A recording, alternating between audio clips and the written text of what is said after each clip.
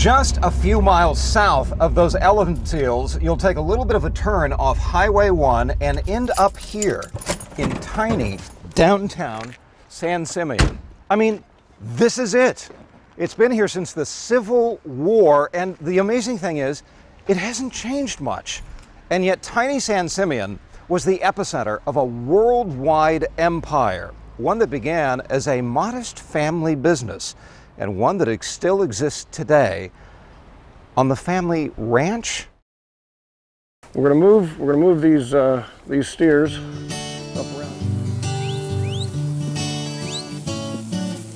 So I'm herding cattle with a guy named Steve. Okay, go to your right a little bit over here. A ranch hand named Cliff. Hey Cliff, can you hold them? With help from June, Rosie, and Chaw.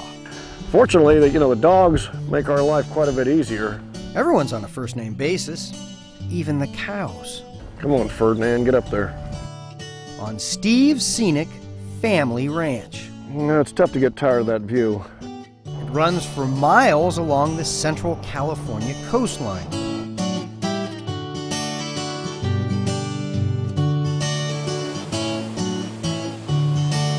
Steve's great-great-grandfather, first named George, made a fortune in mining and bought this spread in San Simeon from a Spanish rancher right after the Civil War. The family has raised beef here ever since. Hey. The cattle fatten up on grass descended from grass the Spanish fed their cattle way back in the 1600s. George built a stately Victorian house on the property. Other than that, for centuries, little changed on George's Piedra Blanca Rancho. That is, until the next generation came along. And of course he had one son, and his son was W.R. and W.R., the family seldom uses just his first name, spent a lot of time here, from boyhood to adulthood. It's a classic because he used to come up here and camp, and they called it Camp Hill. One day, while camping atop Camp Hill, W.R. got an idea and sent off a note to an architect friend of his. It said, I'm tired of tents and I'm tired of camping. I'd like to build something a little more substantial. A little more substantial. Mm-hmm. Mm-hmm. And this is what W.R. meant when he talked about something a little more substantial.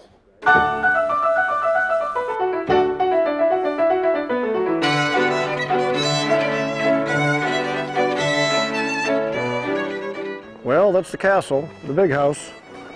If you haven't guessed by now, W.R. is William Randolph Hearst of Hearst Castle fame. Steve Hearst is his great-grandson. It is quite a house. I think it's 165 rooms. W.R., who had since extended the family fortune into a newspaper and media empire, built this spread to entertain Hollywood elite and world leaders. Today, the state of California owns the palace Orson Welles supposedly lampooned in the film classic Citizen Kane. Each year, hundreds of thousands of tourists come to visit the place known around the globe as Hearst Castle. But funny thing, as far as anyone can remember, Hearst never called it a castle. No, he referred to it as the ranch. It just happened to be the house on the ranch. Back then, it was a working ranch. Today, it's a working ranch. Steve's family still owns the land, a lot of land, around the castle. As far as I can see, is this all your land? It is all the Hearst Ranch, yeah. 82,000 acres. Right a little to your right. Much of it for cattle grazing. Go a little to your left. To raise beef. We are, if not the largest, one of the top suppliers of grass-fed beef that is not finished on anything but grass. Quietly, the Hearst family has become a leading producer of naturally raised meat. People are concerned about where their food comes from, how it is handled, how it is raised. Natural, no growth hormones, no antibiotics. And the Hearsts are in the wine business, too. All this is a departure from the family's traditional line of work and perceived luxury. In fact, when the Hearst family comes to the ranch, they don't stay up at the castle. They can't, but rather at the bottom of the hill in this modest bunkhouse, or George's Victorian. The family's compound is private and hidden from public view, and yes, some things will always stay hidden. And get this, just off the beach is William Randolph Hearst's warehouse. Warehouses, actually. This is where W.R. stored his treasured art from around the world, like the warehouse fictionalized in Citizen Kane, you know, the one with that mythical sled. Rosebud. Just 2 days before our cameras showed up, Steve took all of W.R.'s keepsakes away for safekeeping because, he says, that's not the Hearst legacy anyway. It's the ranch. At the end of the day, it's still the ranch. Long before he wrote that note to an architect with the castle idea, a young W.R. wrote a note to his mother.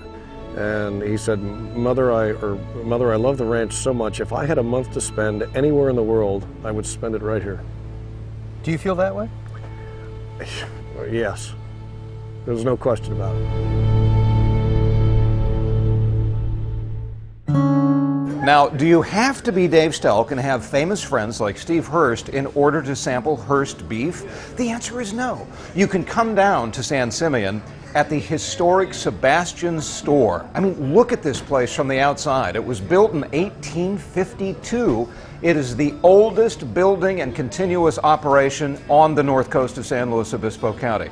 The post office is cool. It's right back there. Hello, post office.